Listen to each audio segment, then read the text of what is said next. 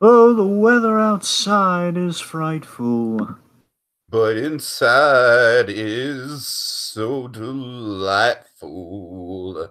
It's Christmas in July. Season 5. Let's review. Let's review. Let's review. Bum. Um, Yes. Do you like the deep voice I'm going for, Dragon? Kind of the baritone? not remotely. Not remotely? All right, fair enough. Well, Dragon, you know one thing that you do like remotely? What? Jackie Chan You're Adventures. darn tootin'.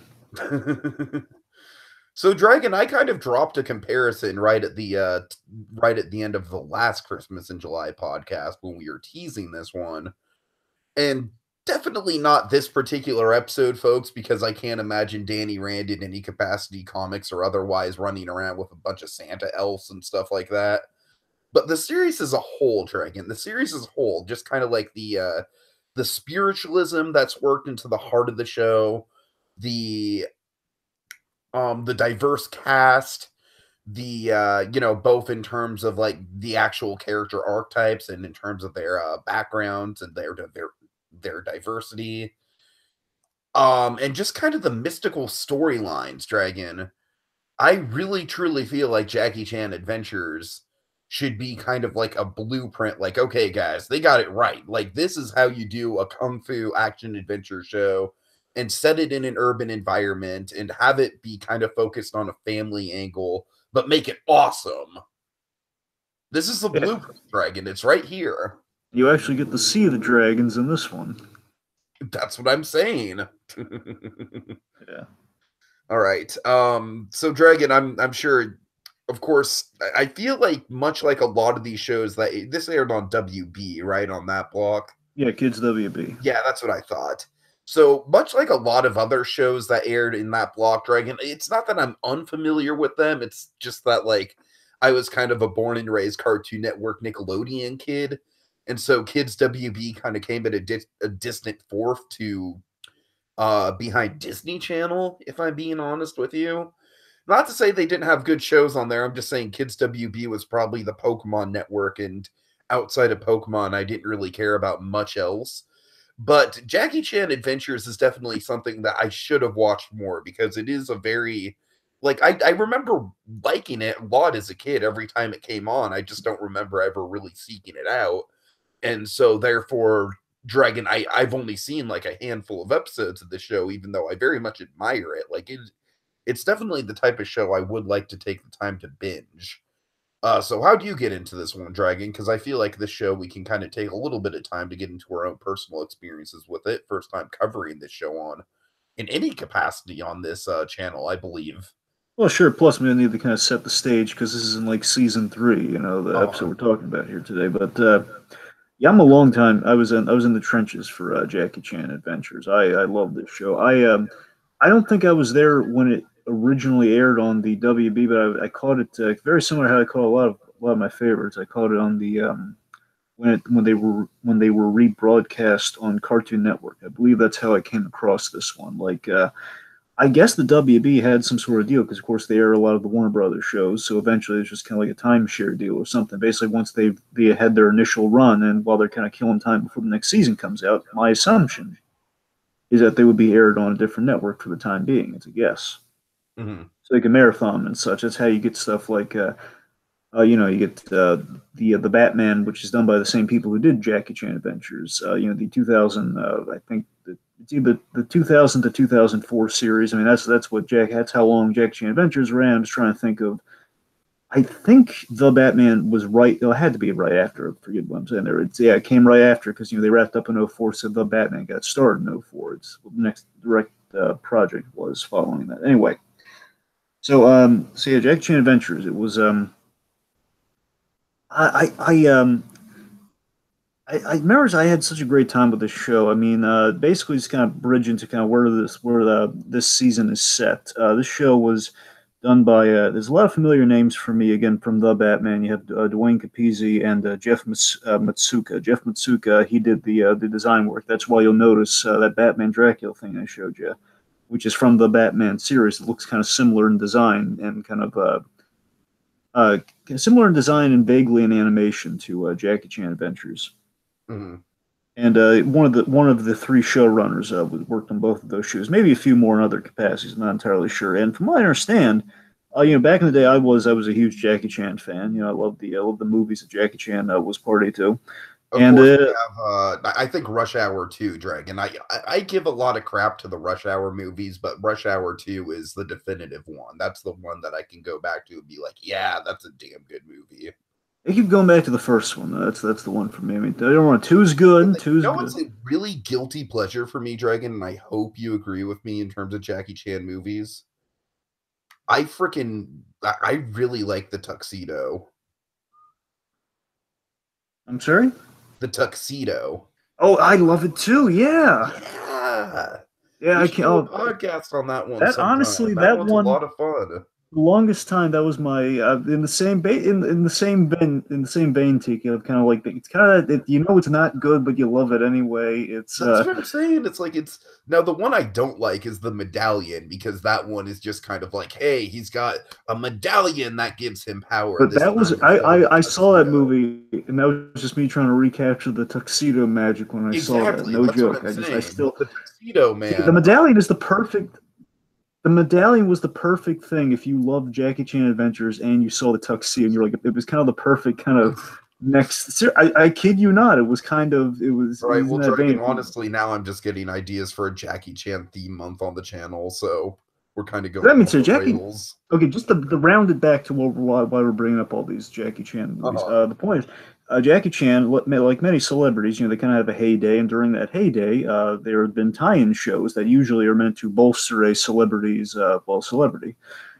And of course, you have famous examples like Mr. T's been in animation, Mike Tyson has kind of been parodied in animation hilariously with the whole Mike Tyson mysteries. I'm not the first to bring this up. I mean, you also get the Hulk Hogan series, like all these cash-in shows usually.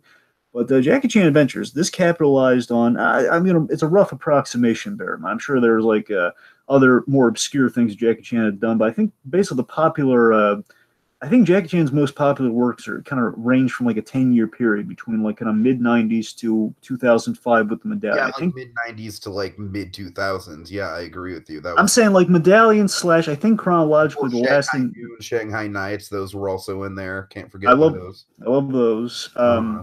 Especially Nights. I don't know. Noon's better, but Nights is great. Nights is underrated. Anyway, what was I getting at? Oh yes. So I mean, I think like chronologically, kind of the last thing, not counting stuff like the Karate Kid that came in, like the remake. He was good in that. I want to make that clear. That movie's not good in that. Yeah, it's not a great movie, but it's not a good performance. I think the movie's all right. He's good in it though. That's the thing. But my point is, I think like the last since like 2000, like 5's the Medallion, I think 6 or 7's the Rush Hour 3, which is also not bad. I'd recommend it. That's where we kind of get into dicey territory with me personally. But again, subjectivity. Again, the point being he's good in that too. I mean, I think the point is, so Jackie Chan really mainly had like a 10-year period, and during this 10-year period, that's where the series kind of falls almost dead in the center of, because again, this thing starts in 2000, so kind of in the middle of all this.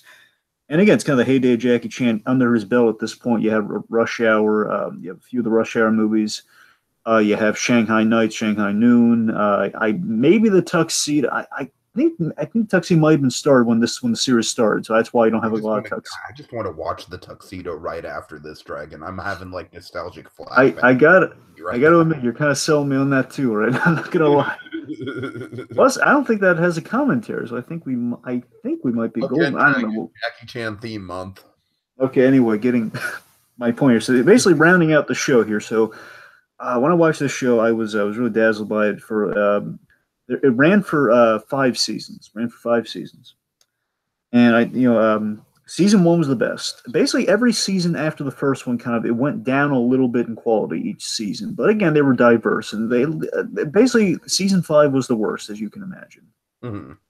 But the other seasons, they all had every season was different, and that was impressive. The first season's the best one, the Talismans, which kind of got me into pseudo coin collecting for a while when I was young, by the way. Nice. Because Talismans. Yeah, basically because like these little kind of talisman shaped things that have like designs on. It was like, oh my god, it's like having like a little talisman. I'm like, oh my god. But I just loved like the collectible quality of the talismans. Just like how it was like a power set. It was almost like I don't know. It was just like one of those.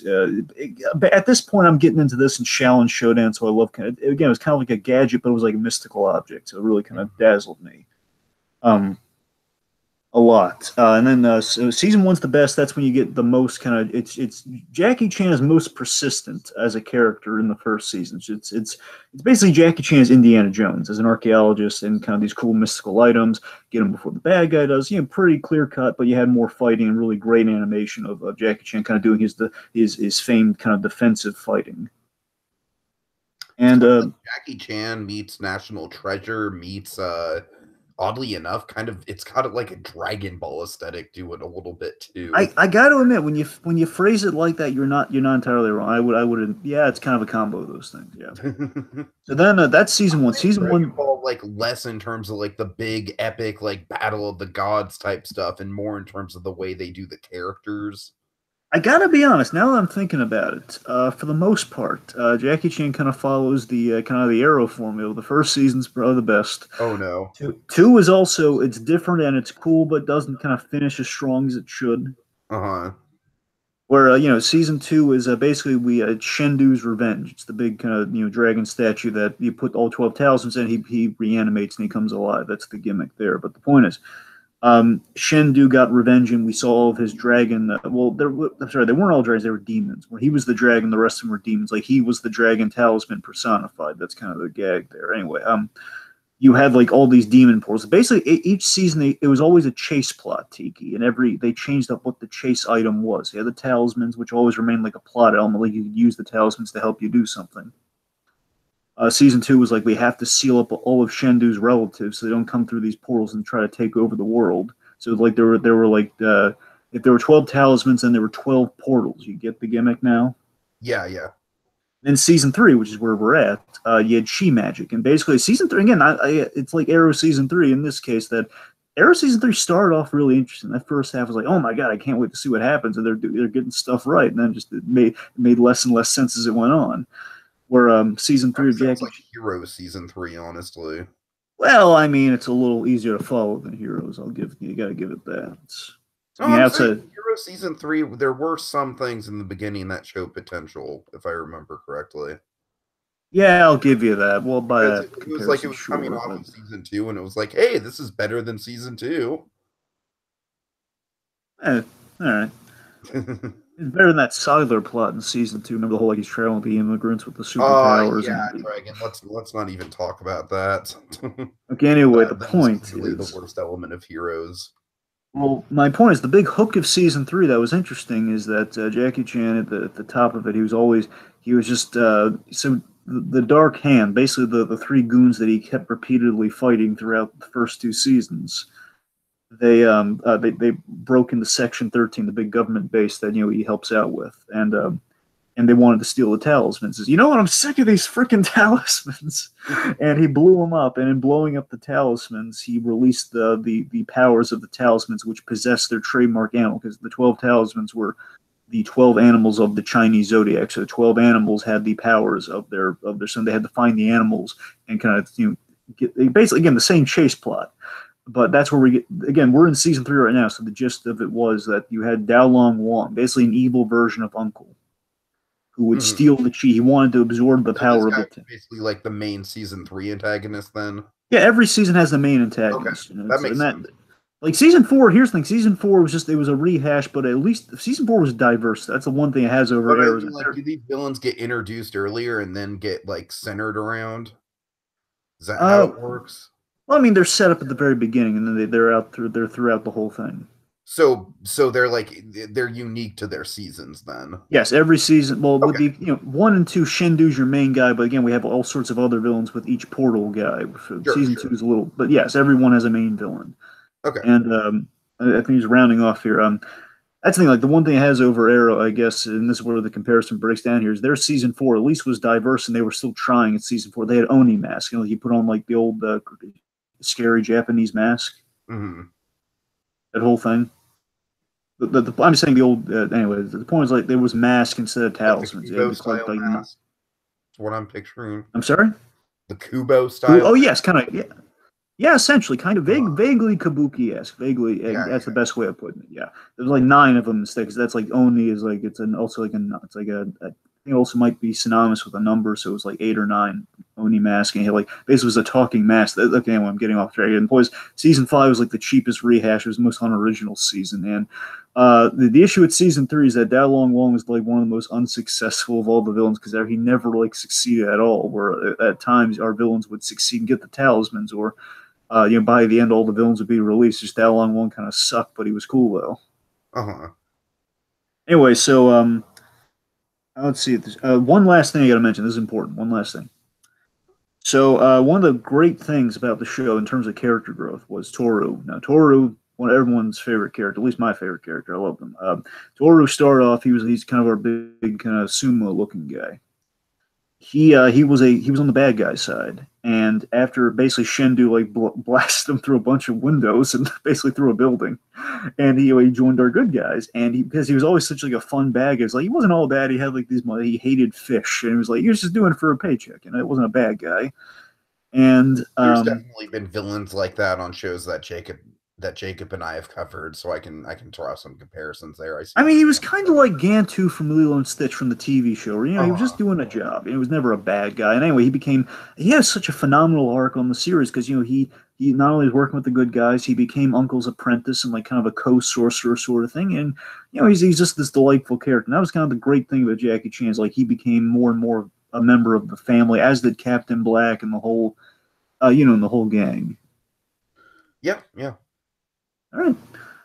Okay, so I think it's a pretty good summation of Jake. It points a lot of good memories. I think it's a little bit long-winded for us, but we have to get it out there because it's the first time talking about this show, and the show is a fan favorite. So, apologies, folks.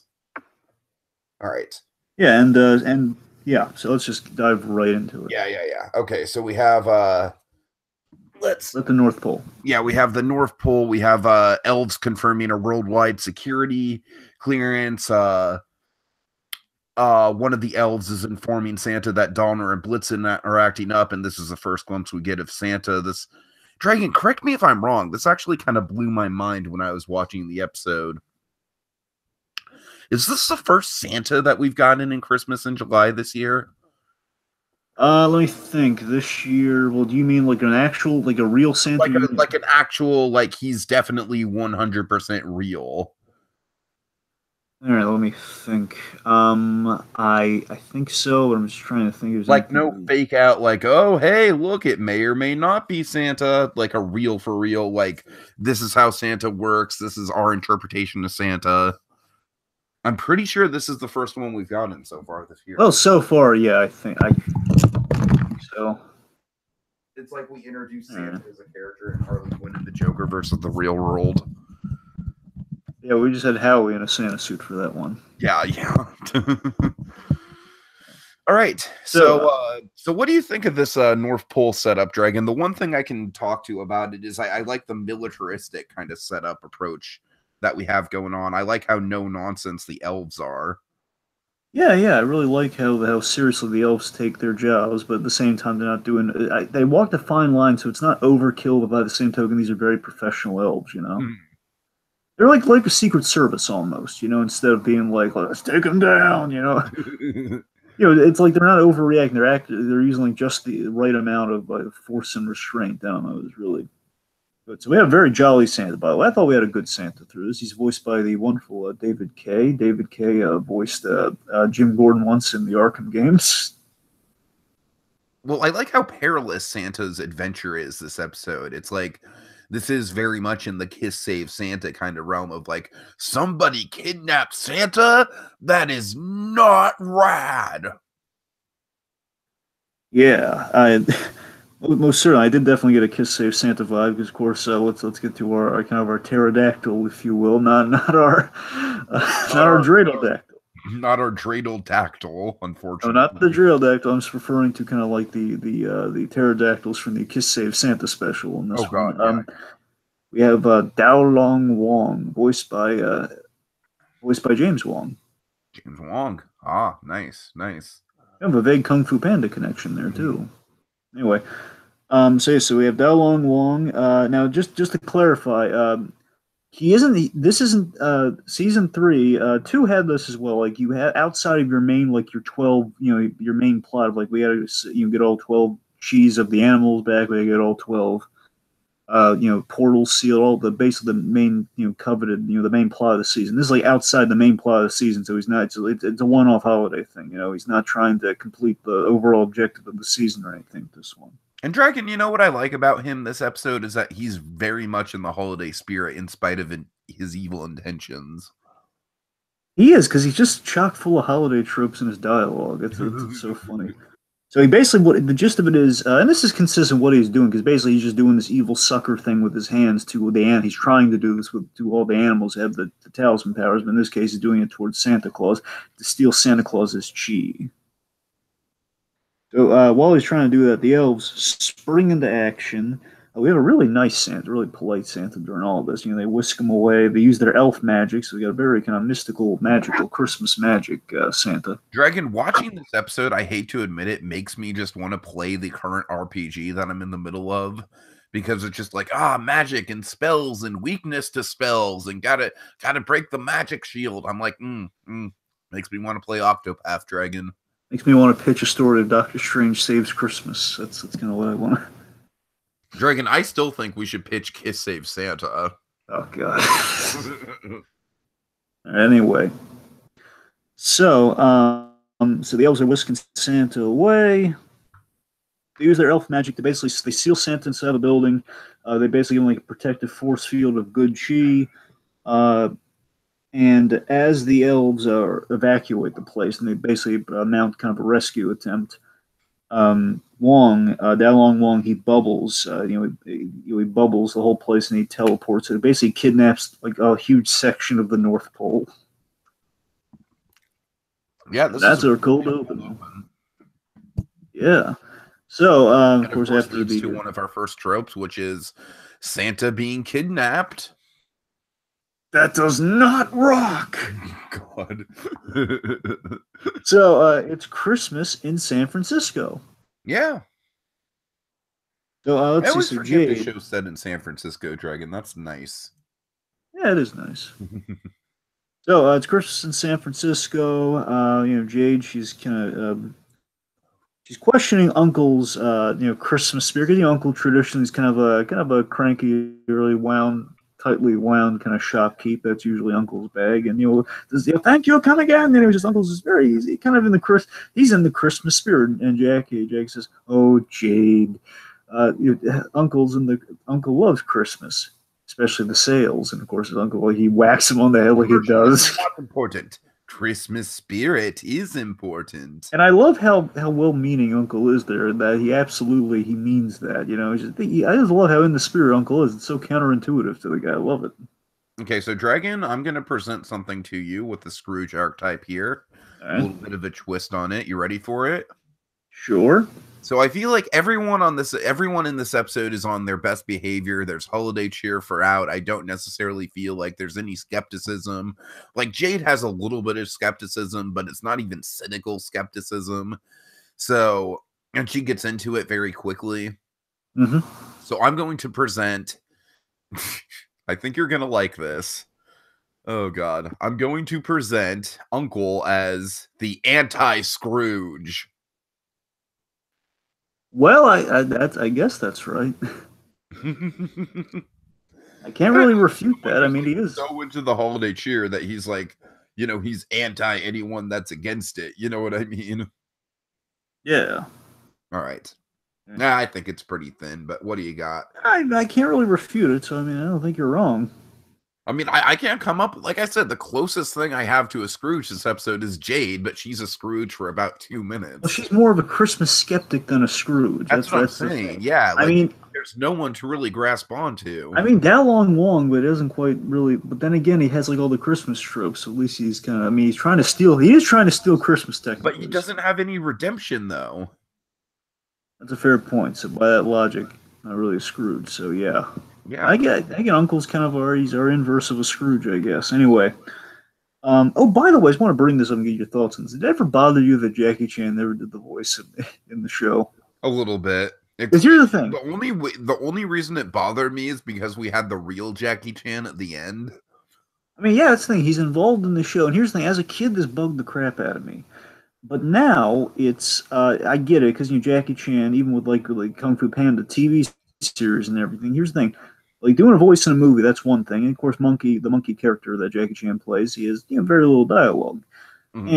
And basically, Jackie Chan, I would say for a series commitment, for like, maybe not got to be like a series voice actors, and it's a long time commitment. You got to get a performance in there. It's like an extended performance, like a long time commitment. Plus, he's got other things to do. So I guess it was a smart call, I guess. But it is what it is. Just wanted to kind of address that in there. Sure. So, says after Uncle's titular line there, what the Christmas spirit is. We have Jack Chan in a Santa hat, and then Tohru walks in with Christmas cookies. Oh God, for mommy. Oh God, I love Tohru so much.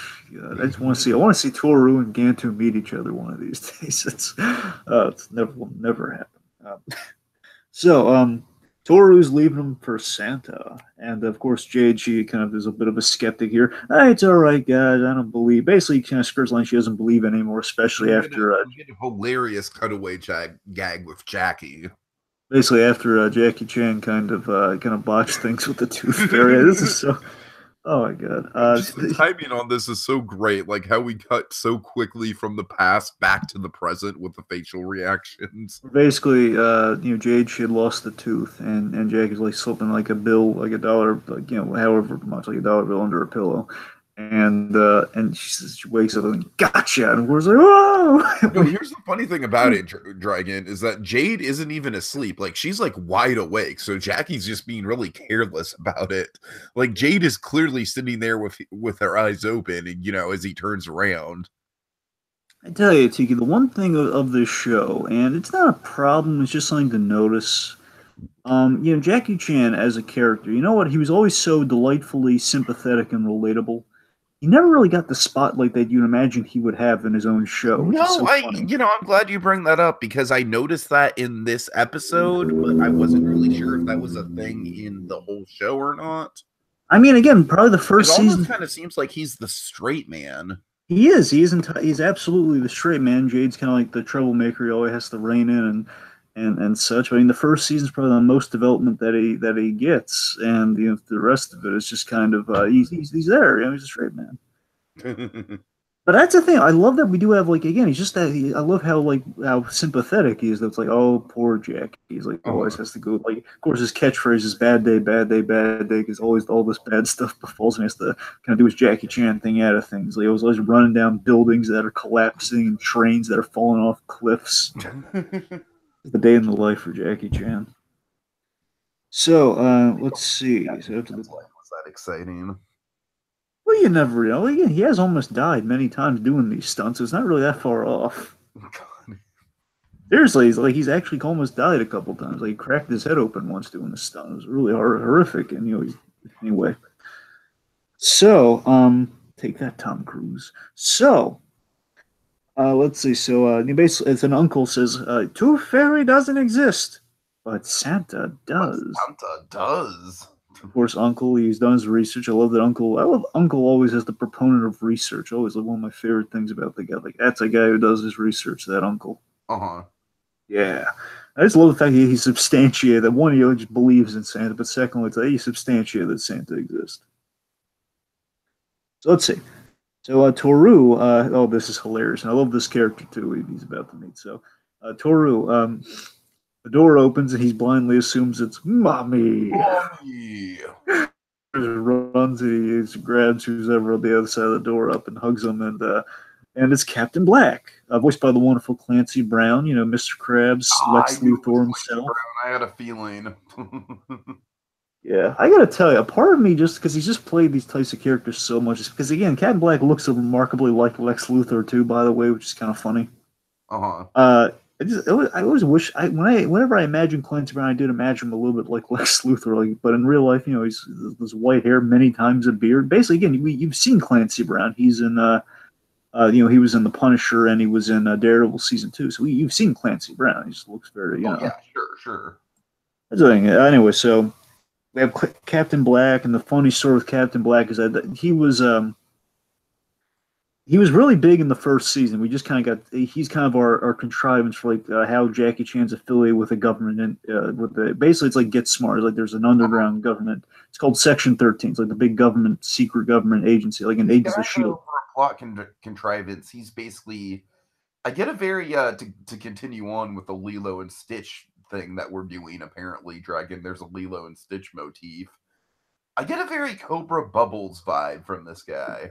I don't really think that's far off, honestly. Now you bring it up like that. Yeah, it's that's the thing because he has a good no nonsense, but at the same time, he's kind of warm and cuddly at the same time. You know what I mean?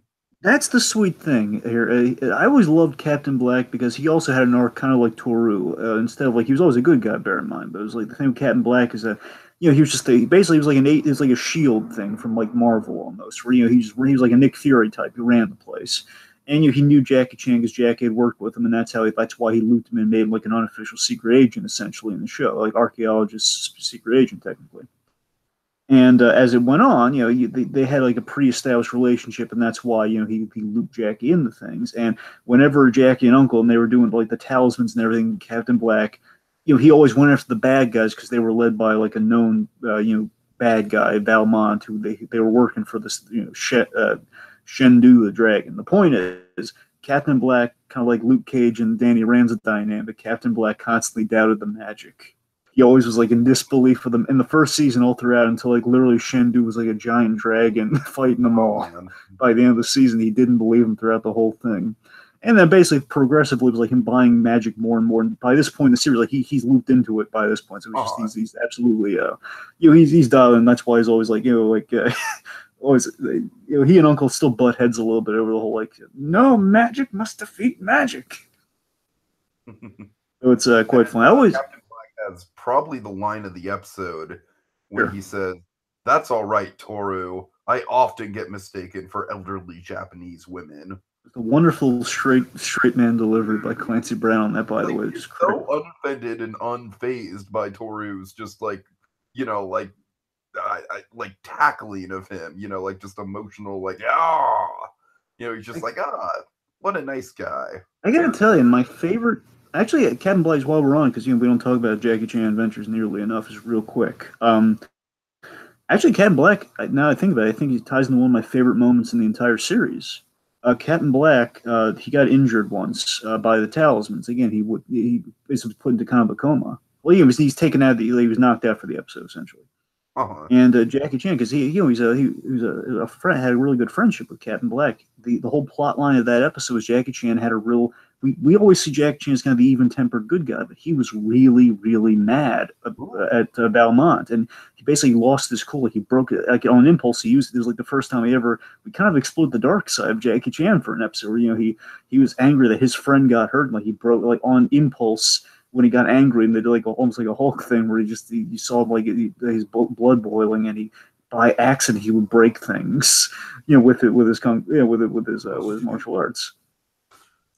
That's it was just kind of interesting episode, Dragon. I got to check that out sometime. Oh yeah, it's in the first season. It's one of my favorites. It's like Valmont, the main guy, who always reminded me of Ray Shuggle. He wasn't voiced by David Warner, but was a guy doing like a David Warner impression almost. It was delightful.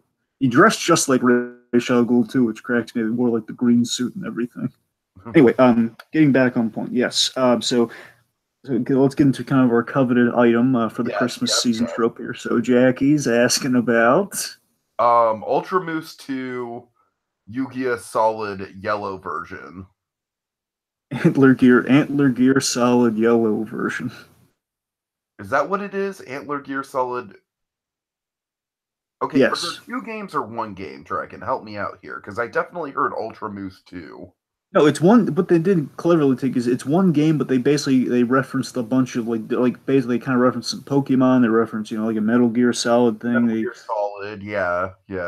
I'm sure like just 2 in general, like for all we know, might be in like a Mario ref. I don't know. It could be like any games you think that come to mind with like a 2 aside from Spider-Man 2, like off the top of your head. Aside from Spider-Man 2, well, I mean like Zelda 2, Donkey Kong Country 2. I mean, yeah. Hey, that's fair. And the point is, they always had this. They had a few items in the show. Their main thing was that they had like kind of the superhero Moose character. It was Mighty Moose. I think it was Mighty Moose. I think that's what it was called. And that's kind of what Jade liked. And that was kind of like the main kind of landmark, kind of coveted item in. Woodchuck's guidebook, if you will. Essentially, yes, that's an excellent comparison. Yes, essentially that was kind of their landmark franchise in Jackie Chan. That and there's like this thing with gnomes, which was kind of hilarious. But basically, it was Mighty Moose. So this is like basically tying into like Mighty Moose is like a video game, like basically like I guess the military years of Mighty Moose, I guess. God. All right, so Captain Black he informs Jackie that using all of his Section 13 contacts, it's sold out everywhere. So basically, it's a Turbo Man situation. Gone. Coveted gift, Dragon. Coveted gift. Coveted gift. Calls him like a season. So Jackie Fear, and again, this is where I love the show here. These are the kind of moments I live for in the show here, where I see like kind of the humanity on Jackie Chan here. Because I love that man as a performer. I love him in all his movies. I love the humanity he conveys on the screen. And even in animated form, where he's not even there, he conveys it, man. Jackie, he fears that her holiday is going to be a disappointment. How nice a guy is Jackie Chan? Oh yeah. So an elf drops by. Yeah, Elvin. Yeah. I really like Elvin because he's kind of like the elf Captain Black, where he's no nonsense, but at the same time he's not an asshole by any means. He's just kind of doing his job and doing his job very well. It's like if Captain Black's kind of like a Nick Fury type, then Elvin's like a Coulson type. That's kind of what Red Tag is. Yeah. Yeah, I can't wait to see Coulson again when we get to Captain Marvel. By the way, like on the big screen properly, because I've seen Coulson. I'm sick and tired of seeing his face. No, it's nothing against him. I like him on that show. I'm just saying, like, we see him all the time. It'll be special again. Sure. All right. So yes, Elvin drops by, takes through. Yeah, he drops by and he says, just very much cuts to the chase. He's the elf head of security, and the big red one has been abducted. And yes, Jade's like very skeptical, like, wow, you guys are going a long way to convince me, and delivers another one of my favorite lines when she walks right up to Elvin and she's like, haven't I seen you in homeroom? Yeah. So this is nice here. These little details crack me up. I love the kind of the efficiency and the bureaucracy of like an organization. Yeah. Where basically he says he's come to Uncle because he's pulled the credentials. A little like going through naughty and nice list. It's like pulling credentials, pulled credentials from the nice list, and basically that led him to Uncle. And plus, you have a history with the abductor, and it's a down. By the way, this cracked me up. This is probably my favorite. I think this might be my favorite joke in the thing. I love that one of our craftsmen worked up like instead of a sketch, like a police sketch artist, he worked up one of our craftsmen. Basically, they handcrafted a likeness to show what the assailant looked like. It was just this doll. It was a really accurate doll of Dao Long. Dao Long. Just Christ, the handcrafted likeness cracks me up. Oh, it's hilarious. So they're kind of speculating what he could want. Like, he wants revenge for years of cold. He wants to ruin Christmas because he's like the Mega Grinch. No, he wants to possess the extraordinary good chi of Santa Claus. And then I gotta say, Dragon, Uncle goes on kind of a soliloquy here that's pretty amazing. Kind of like, it's like the superhero tie-in to Santa Claus in a way. Basically, there's a universal life force which goes by many names: yin and yang, dark and light, naughty and nice. Love that, Dragon. Love that mysticism behind Santa. Good work there. Oh yeah. So Captain Black, he wants to put all of Section 13 on it, and the uncle says, no, magic must it's the age old, like, magic must defeat magic. So he basically needs to create a locator spell, which is something he do all the time, by the way, to do with the locator spell. Use like the puffer fish or like a lizard thing to say the spell. He finds him that whole shtick. And he needs like something that belonged to Santa, so he can kind of get a fix on him. Need to go to the North Pole for that. And also, it's at the North Pole, and we kind of set up the stakes here, is that there's also an empty sleigh full of toys that won't be delivered. without Santa. So Captain Black, you know, he's Bye with my little eye. a Christmas trope. Rope. Tropey. I sense a little tropey. Oh God. Okay.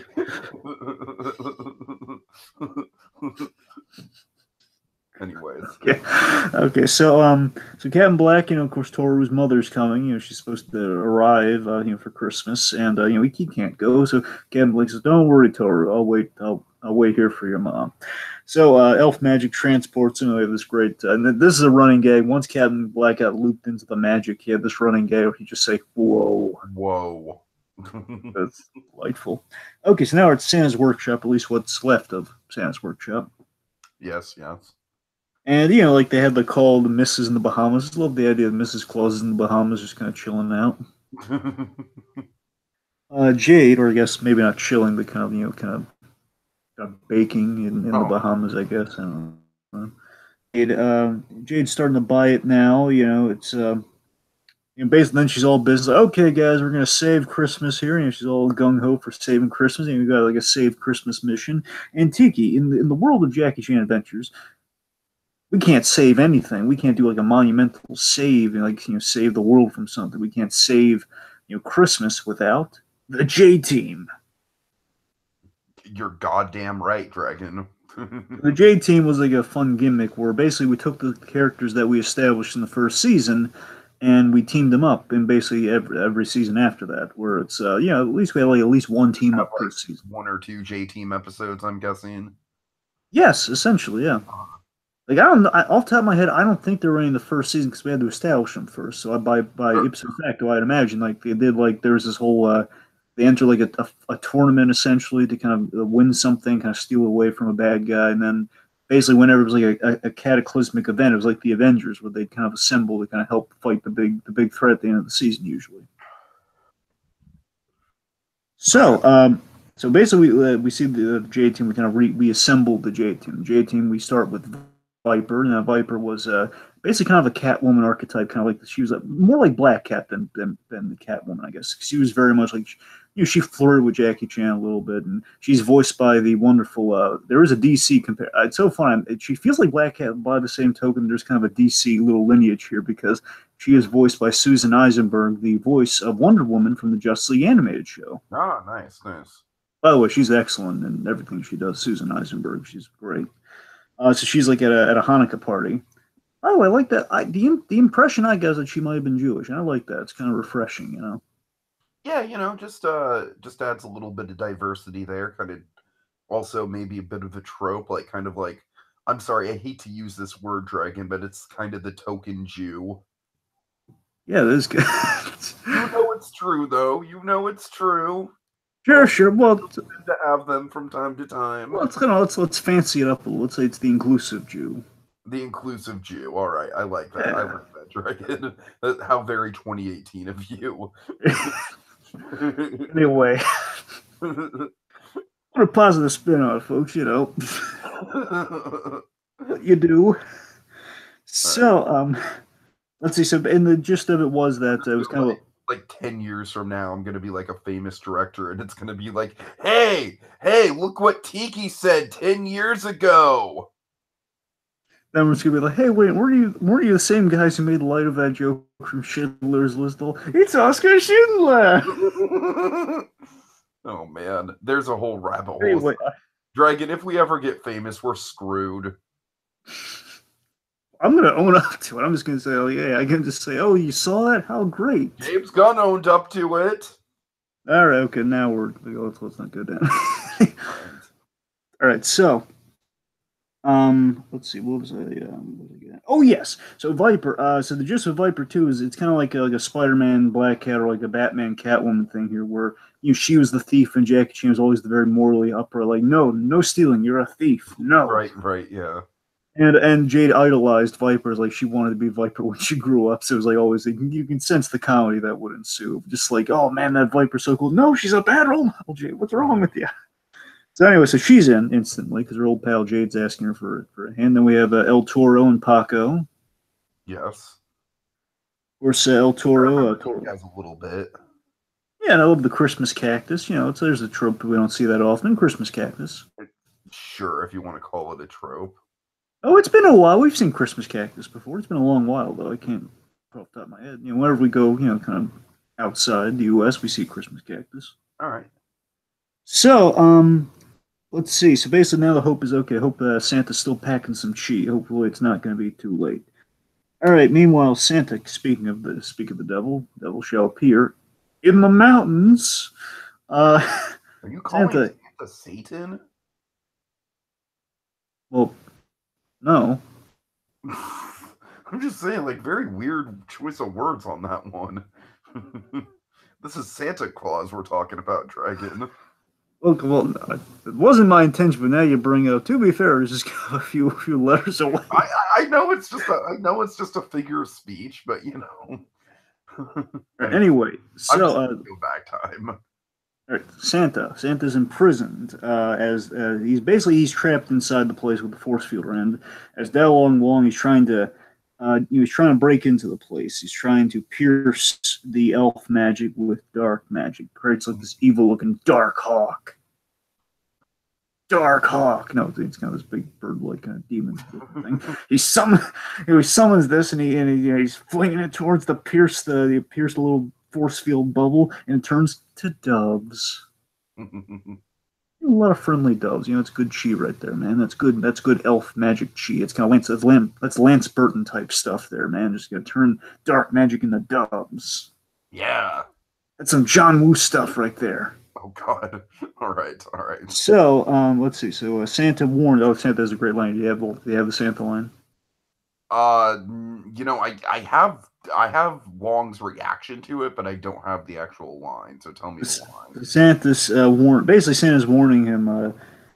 This is your desire for cheese. Your desire for cheese won't prevail. Oh, right. That just like really offends Dalong Wong. He's just like, cheese? No, it's chi. Yep. So then Wong's, he's trying to find some weak spots, and he's kind of going around there, and he finds the chimney. How apropos. He finds the chimney as the point of entry into Santa's home. Irony bounds. So, chimney trope aside, Uncle's working on a spell, working on a locator spell. He needs all these wacky things. Needs a sparrow egg. He needs egg of sparrow. Needs saliva of eel. He needs goat milk. Needs snake tails, which leads to this great kind of like the old kind of snake in the can gag. Mm-hmm. Oh yeah, like real snake tails. So let's see. So Jade.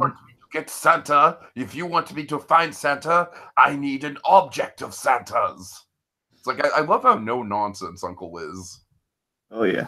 There's a running gag too, by the way, when he says, "You want to find Santa?" Yes. Yes. That whole thing. It's classic Uncle.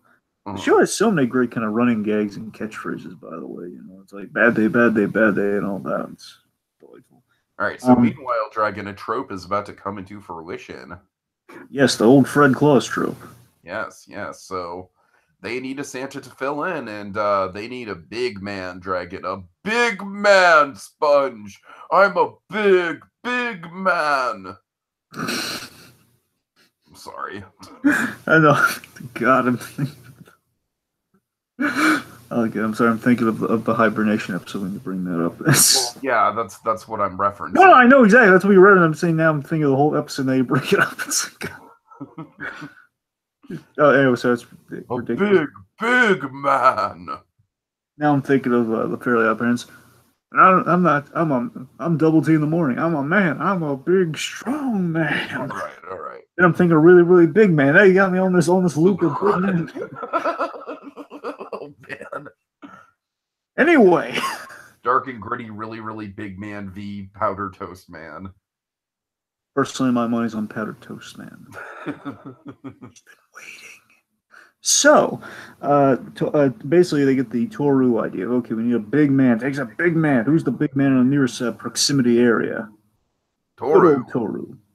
The Tohru does not like this idea. Like, oh no. Wong enters the place through the chimney.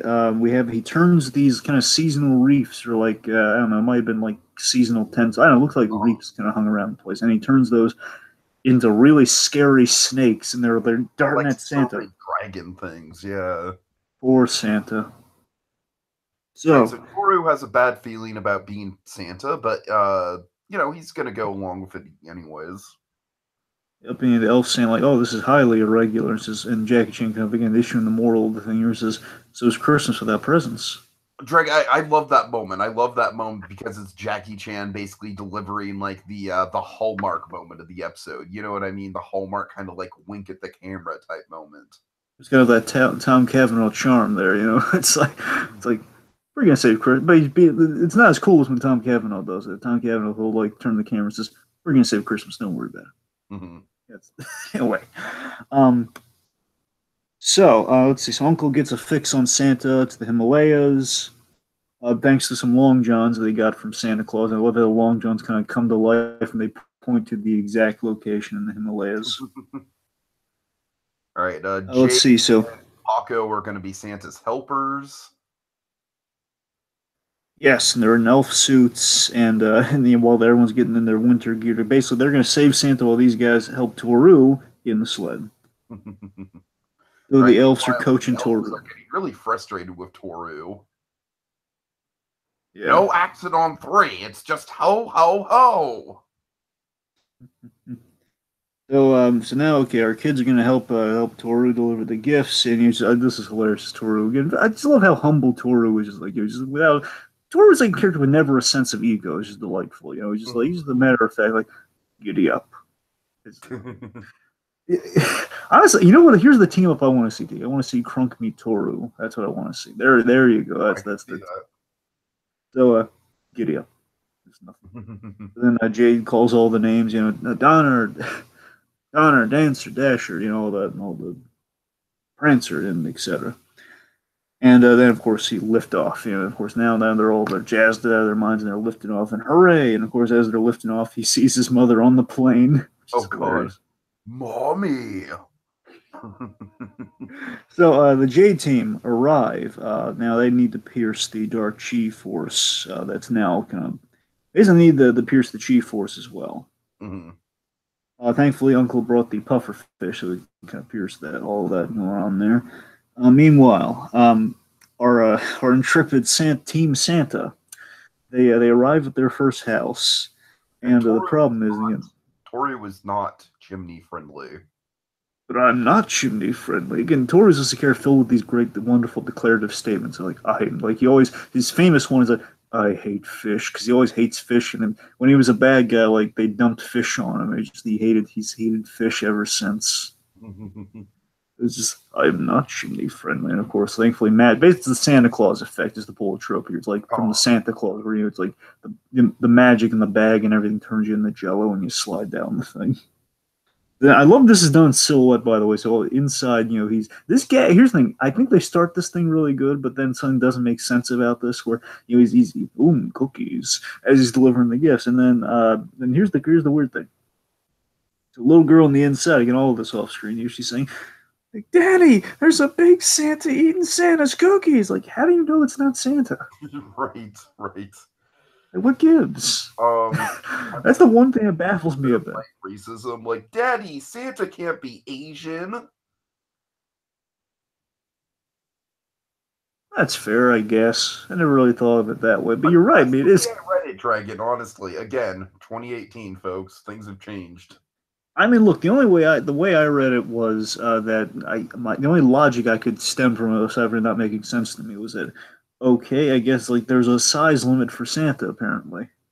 Oh God! Like Daddy, he's too big to be Santa, something like that. So they leave by the skin of their teeth after having delivered the gift.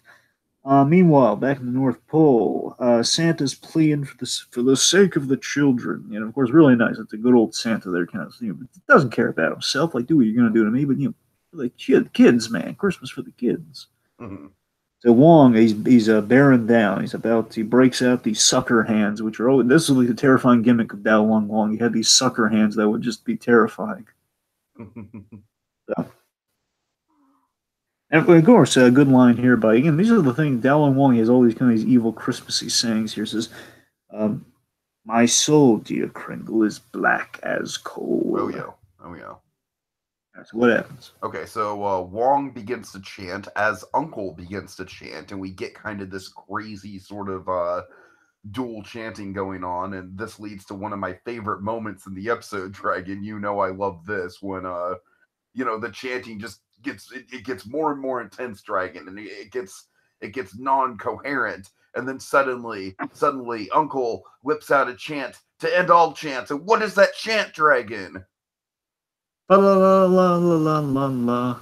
But I love how robotic it is, though. He's just like fa la la la la la la la la. I think he starts off the way Uncle usually is. At the very least thing later on, the whole Umo Gweg. Here's the thing, folks. I used to be able to do this so fluently, but it's been a long time. I've never really had to break this out again with the whole Umo Gweg Gwagi Sal. I believe that's kind of what he said. That's his trademark chant. It's like there's two things I used to be able to do really good, folks. I used to be able to do the Uncle's chant, and I used to be able to do the Vegeta impression, but I cannot do it anymore. Oh God!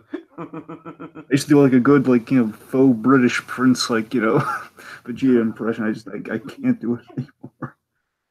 All right. Anyway, so they all literally drop in. As like basically the whole dome cracks and they fall in. And they find, oh look, Santa Claus, like Santa. So then of course the Elvin, he says, the rescue team, sir. Mm-hmm. Right, so then it's on. It's on, Tiki. It's on. Yeah. Let's see. So that thing starts off. El Toro, he's charging to do a pile driver on Dowling Wong. He just kind of phases through Dowling Wong. Ends up knocking Santa through a wall, but the good old Santa's all jolly, and thankfully he's outside of the dark barrier, and he makes the discovery that he's outside the Christmas, and basically his magic's now intact, and importantly he's outside. When he's outside, he uses his Christmas magic belt. Mm-hmm. He uses a belt that creates kind of like a Santa signal in the sky. So before we see that, Tohru is asking how many more houses left, and of course they tell him three houses so far. We've done 3 houses so far. And then the list just goes flying, and it's a super long list, and that many left. My heart goes out to Tohru here because he's trying his heart out here, man. It's a hard job, especially if you're a big Santa, man. I have a very bad feeling about this. No, he's just saying, I'm a bad Santa. Oh yeah, which is like way more heartbreaking. Yeah, poor Tohru. It's almost like an Eeyore delivery on Tohru there, just like I am a bad Santa. God. All right, so then of course we see the Santa signal in the sky. I gotta tell you, in my own mind, that's like the only thing you could use to make Santa Claus cooler if you give him like a Santa signal. So, I'm telling you, Dragon, like the MCU can do anything these days, and the MCU can do a Santa Claus movie. Santa Claus in the MCU. That's all I'm saying. Sure. I think it would work. Your Farmiga's Mrs. Claus. Oh my God. Oh God. Don't tease me like that. Okay. If there's ever a Santa Claus movie, Vera Farmiga has to play Mrs. Claus. Either Mrs. Claus or actually Paul Dini wrote this really interesting. He did like this comic series called Jingle Bell. It's about the daughter of Santa Claus. Really? So it's kind of like a Harley Quinn-esque character as kind of like the daughter of Santa Claus is being groomed to take over the family business. Interesting. Yeah. All right, back on point. So, Elvin, this is kind of like, no, not Elvin, even though we met this character in one episode, I kind of care. Elvin, he's turned to a garden gnome, like, no, not Elvin. He's not Elvin. And turns like a stone garden gnome. So let's see. So then Wong turns these seasonal snowmen, into abominable snowmen. I love the design of these guys, Dragon. This is one of the things I really dig about this show is that episode to episode, the creature designs are really creative. Oh, yeah. So, we have Jackie Chan. Folks, we're not making the... Jackie Chan is battling giant abominable snowmen. Yep. As he does in his day-to-day life. By the way, these are regenerating snowmen too, which is not easy.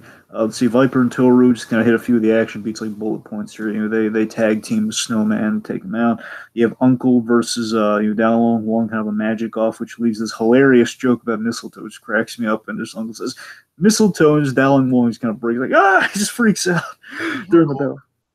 But of course, he drops a bunch of snow on him. We have like kind of a Dalong Wong snowman look. It's kind of funny. El Toro, he flips a snowman into another snowman, which is pretty awesome. Jackie, he does this thing, the classic Jackie Chan move, where he jumps above the two snowmen and they ram into each other. Let's see. So at the end of this, despite all their efforts, they're surrounded by these they're snowmen. They're surrounded by snow. It's a losing battle. Right. So they're surrounded by snowmen and let's see. Oh yes, so Dalong Wong, he has like a tough guy line of the year. It says, "You watch as angels get their wings."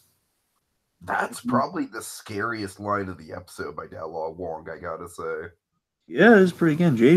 James Hong. I'm sorry if I said Wong earlier. I meant that was James Hong. He did an excellent job. You did say James Wong, and I didn't want to say anything, but I was like, "Isn't that the guy who's directing Aquaman?" No, not Wong. I said Wong.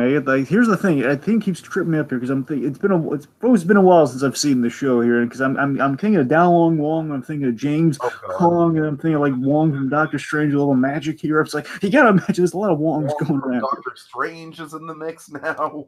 Well, they dropped all this magic and everything. I don't know. It's a bit of everything. All right. So it's James Hong to self-correct myself there. All right. Anyway. So let's see. Getting back on point.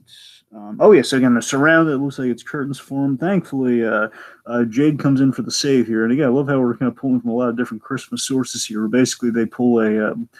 Okay, boys, deck his halls as they pull a grandma got run over by a reindeer style defeat of Dalong Wong, where he is run over by the reindeer in almost the exact same way grandma was run over by a reindeer, and that's special. I kid you not. So, all's well that ends well. Wong, he escapes. Very last moment, because again, otherwise we have him the rest of the season if they capture him. Let's see. We have a really nice moment where Santa. Oh my God, this moment was beautiful. It's like the heart of it all here, folks. We're tell them about what happens to Santa and Tohru here. Santa's basically like, "Thank you, my friend, and if I ever need you, I hope that I can call on you for assistance again." Here's the thing I got me dig is, well, they called him Old Chum. It's like a very kind of Adam Westian Santa Claus. Is that if I would be a badass Santa? That's all I'm saying. You would have. It's just that, it's just so delightful. If I ever need to call upon you in the future, if I ever need your fine services again, if your fine service ever required, you old chum. And of course, sort of like I would be honored. Of course, I get it. Santa kind of puts the oh my God, I only delivered 3 presents, but it was still a really nice offer. He's like, "Let's boogie," so he puts a positive spin on the setback at least. Yeah. So let's see. So also like Jade's been tugging the beard just to be sure. Splendid. I think he's just taking all on the shroud. Like, this is Santa, not a bad bone in his body. It's all good chi. This is Santa. Good chi. So let's see. So then we learn poor Captain Black. Oh God. He had to spend Christmas with Tohru's cranky mother. And of course she's very one of my other favorite episodes is the episode that introduces Tohru's mother, by the way, which is delightful. And basically, she's grown as a character too. She's much more appreciative of she's always saying, "Oh, Tohru, it's now you're working at an antique shop," because she thought he was living it up, working for the bad guys. So poor Captain Black has to endure his mother's rants. I came here for Christmas to visit my son, and instead I'm stuck here talking to a stranger. And talking, and talking, and talking. But then there's this beautiful bit where they tell him what was going on. It says, "I know." Basically, she saw her son subbing for Santa Claus. "I know, and I'm so proud." And oh my God, it's so nice. And then this bit is cute too, because here's the idea of these two characters. I don't know if you remember this at all, but from it, I don't know what episodes you've seen, so I'm shooting in the dark here, assuming you don't know. I mean, I'm just like I can put the pieces together, Dragon. I'm not dumb when it comes to storytelling. All right. All right. This bit here where Uncle and Toru's mom really don't like each other. Right, right. And Uncle, he's this is so. And one more thing, he got her a gift, and it's like, oh, it's Billy Goat. It's like, oh, isn't that cute? All right, so then let's see. Oh, and then we have the gift. I love this gift exchange so much. It's delightful here. So let's see. Basically all little moments towards the end. Here's what I'm getting at. We have El Toro. He got Paco's first mask. I shall never remove El Toro's gimmick, because he says El Toro Fuerte never removes his mask. Mm-hmm. And this bit that gets me because like Viper and Jay, they never consummate a relationship or anything, because you have time to put her in every episode. They can't do that. This is kind of a cute little acknowledgement of like bad chemistry where Viper she got Jackie under the mistletoe. I was like, oh, isn't that sweet? Like Jackie Chan getting a girl. Oh, come on. Yeah. So Jade trips over a gift, and again, this to me this to me, it's like a little moment, and this is I love this so much. Where again, Jackie wasn't able to shine really in this, but at this moment for me brings it all home, and it might just be me reading into it, but I liked it. The idea that initially Jackie's very apologetic, trying to break the news to Jade. Jade opens it up, says it's from Santa, and it's exactly it's the exact game that she wants. I just love the idea. This is kind of like a Santa Claus rewarded Jackie Chan. Santa Claus rewarding Jackie Chan is great for like being such a good, essentially being such a good boy forever. Just being such a nice guy. It's like there you go, Jackie. It's a nice guy. Boy, god damn it! A nice guy finishing first for once. It was a nice gesture on Santa's part. Like he rewarded Jackie, because all Jackie Chan wanted was to give Jade a good Christmas. That's all he wanted, and you know what? Santa helped make that happen for a nice guy. Well, didn't even think of himself for the holidays. That's sweet. Then they get a group like, how do you know? Duh, Jackie, he's Santa Claus. So then we have the group photo, which basically is the image that we have before us here, folks. And they'll say, Merry Christmas, Happy Holidays, hooray. And then to end things out, folks, we have Jackie Chan giving a little PSA about, oh, you should try everything before you decide you don't like it. Now, if we're going, Dragon, I can sign off on that, but I kind of wish the question of the day was a little bit more holiday themed. I'm with you there, but if we're gonna like kind of pull strings here and just say, okay, let's read into this for a moment here. Okay, so. All right. So with Jackie Chan's the PSA, I think another way you can interpret the PSA here is to be inclusive, to open your mind up to new possibilities, to new things. Don't just have your preconceived notions. Don't just have any biases. Open up your world, open up your mindset. It's kind of an all-inclusive thing around the holidays as well, if you want to kind of open it up to there. So it's kind of it's food, but it's more than food. Yeah. Right, so final thoughts, Dragon. This was definitely one of my, I think it's a top tier one for Christmas in July. It might not be the best one we've covered this season, but I think it's the most in the spirit of the holidays in terms of like modern animation, where it's like, it's got a lot of like the high concept tropes of Santa. And that's what I like about it. It's very much kind of our adventure with Santa instead of a bunch of other Christmas specials we've covered that have either had basically like it's Friends where it's like, yeah, we all know Santa doesn't exist, or it's the Honeymooners where it's incredibly charming and it's my god, it pulls at your heartstrings, but there's no actual Santa there. So that's the thing I like about this episode is the Santa of it all, and I like the diverse cast. I think everyone gets a chance to shine in it. I like the mysticism of it all. Overall, just a very, very fun time. I'm glad we covered this one. Yeah, I mean it's a delightful treat. It's again very light on Jackie Chan himself, but it's a seasonal adventure. It's we have a real quality Santa in the show. In this episode. I love Tohru with Santa Claus. It's hitting all the right notes. I mean, it's kind of honestly what it feels like to me. He's going through the history of Christmas in July briefly. It feels like this is an example of like when we showed you Buzz Lightyear of Star Command, the Christmas episode from that. It was I liked it, but I think it was kind of like one of those when you kind of jump into it, it's just not quite I'm sorry, what was it again? Buzz Lightyear of Star Command. Buzz has always been a show for me. Like I like the Halloween episodes more than I like or I guess the monster episodes, if you will. Yeah. Uh-huh. And again, that's a show I'd still recommend for like you watch them all, you won't really miss. I mean, they're all really good. Mm-hmm. Well, I mean, they have a good batting average, to say the least. It's a good show, but I'd recommend. Basically, I think he jumped in with that one first, and then we did Halloween following that. So the point is, when you did it, I feel this was like a more. I think that one didn't quite sing the way I'd hoped it would for you, and I think this one did. Basically, this is kind of the. I'm more familiar with this show than I am with Buzz Lightyear of Star Command. Like, at least I know the names of all the characters and everything. Sure. And again, this one's just kind of outside of the kind of the confluence of usual events in the Jackie Chan show. It's kind of like a little Christmas adventure. I'd say it's maybe in the top 5 so far of what we've done this season on Christmas in July. I mean, again, as you said, I think Freakazoid's probably the top contender in the whole for it, honestly. Freakazoid or Honeymooners. Yeah, Freakazoid, Honeymooners, and of course, our pitch. I'm kind of proud of our, Joker and Harley pitch. So, this is probably in the top 3. This is maybe following that. I would agree.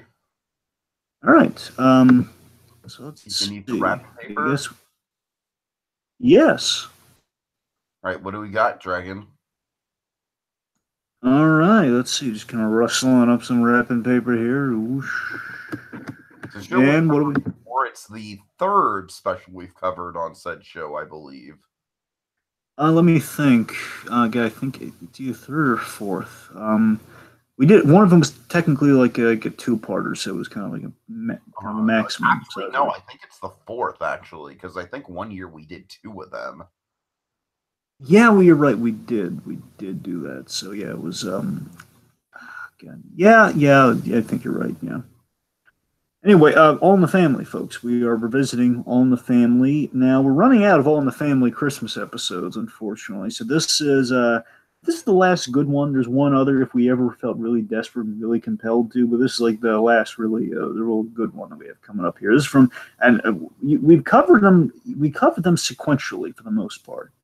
Well, we covered the big ones, then we went backwards, and then we kind of just went forward, then continued to go forward. But so, we're all over the place, and now we're going to kind of be chronologically the last one, which was in season 9, and it's a good one. It's kind of in the basically the last season of the show. You can definitely see the show turning into the spin-off show. So there's a lot of interesting stuff to unpack with All the Fans. Basically, being All in the Family that's not recognizable to what Tiki's seen before with All in the Family. So God, is that going to be a problem for me? No. It's not a problem. It's like different. That's all. It's not radically different. You'll like how in I Love Lucy when they moved to Hollywood for a season.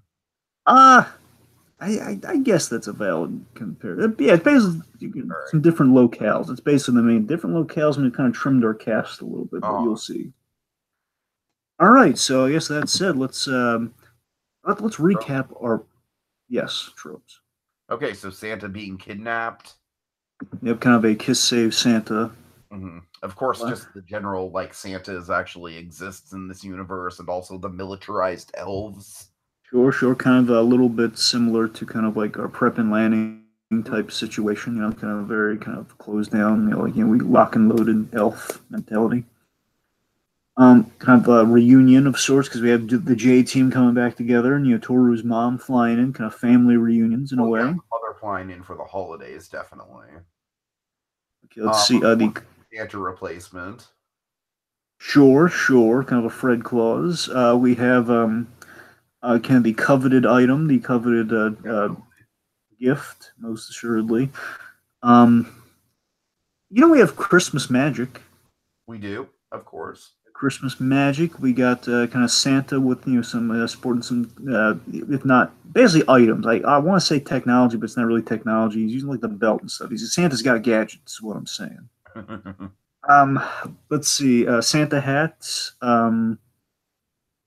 Overall, we got decorations, wreaths, and stuff. We have Christmas cactus. There's a rare one for you. There we go. Hanukkah party. Hanukkah, yeah. No Dactyl, but Hanukkah. The inclusive Jew. Okay. Let's see what else. What else are we forgetting here? Got there's a lot of fun trips. Oh, we actually went to the North Pole. Well, I kind of brought that up off Oh, top. Yeah. Well, I know you mentioned Santa, but just because we have a real Santa doesn't necessarily mean right. Yeah, the trip to the North Pole. Sure. Oh, well, here's one. Well, you already mentioned the Santa magic. Here's a good one. Because we've seen this in another special, like when Family Guy did this. The whole a replacement Santa who's not measuring. Basically, it's like the reveal that they have not delivered many gifts at all. Let's see. I guess that's.